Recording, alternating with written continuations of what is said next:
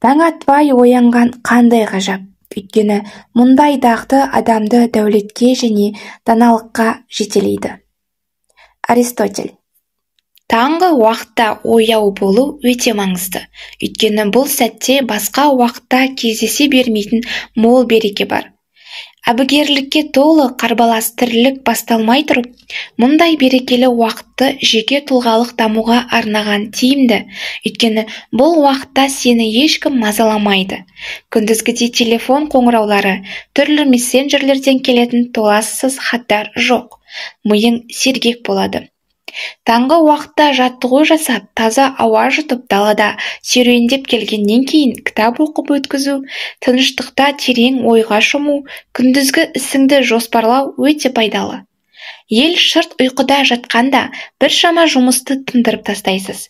Далада серуендеу, спортпен айналысу арқылы бойыңа жағымды қуат жинағандықтан тұла бойың күні бойы сергек жүреді. Атқаратын ісіңе күш-жігер жинап аласың. Позитивті тудырады. Нәтижесінде таңғы уақытты осылай жақсы істермен өткізген адамның көңілі көтеріңкі әрі жетістікке жеткен жанның рухы шат болады. Мұндай адамның өмірі берекеге толады. Қазақтың ерте тұрған әйелдің бір ісі артық, ерте тұрған еркектің ырысы артық дегені неткен керемет қағида. Хадисте Алла елшісі таң намазын оқығаннан кейін орнынан тұрмай, зікір етіп, күн әжептәуір көтерілгенге дейін отыратын еді, делінген. Таңғы уақытта ояу болып, оны барынша тиімді қолдана алған адам өмірін айтарлықтай жақсы жаққа өзгертіп, діттеген мақсатына жете алады. Жетістікке жеткен ұлы тұлғалардың көпшілігі таңғы уақытын өте тиімді пайдаланғаны мәлім. Сондықтан сіз де таңғы уақыттың берекесін сезіну арқылы бүкіл өміріңізді өзгерте аласыз.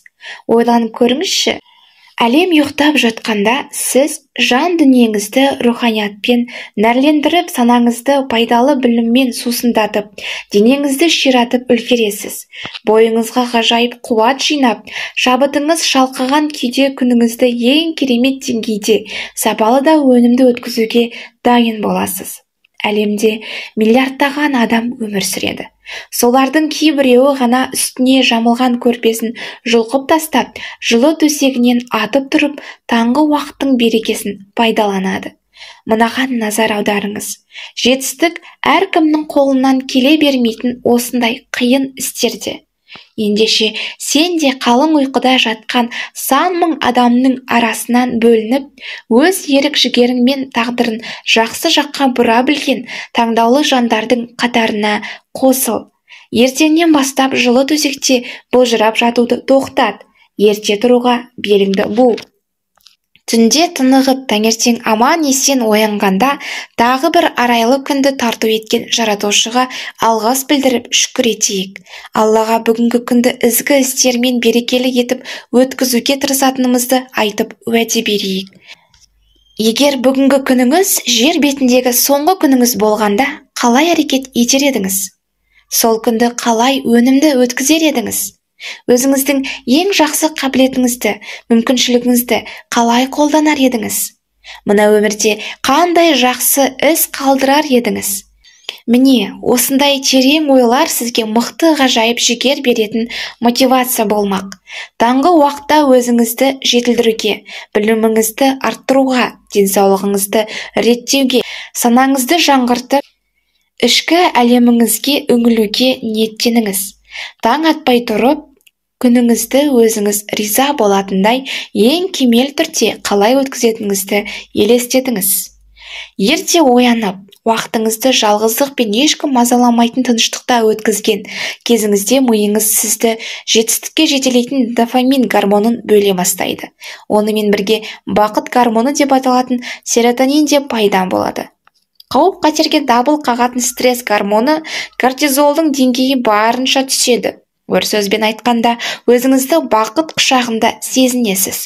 Көңіліңіз көтеріліп, бойыңыздағы ғажайып қуат, өзіңізге деген ерекше сенімділік пайда болады. Адамға ең жақсы идеялар мен күрделі мәселелердің шешімі көңіл көтеріңкі, рухы мен санасы тыныштыққа бөленген сәттерде келеді. Кім таңғы 2 сағатын, ең болмаса 1 сағатын тиімді пайдаланып, өзінің жан-жақты жетілуіне, руханиятына арнай алса, ондай адам тек жетістіктің тұғырынан табылады.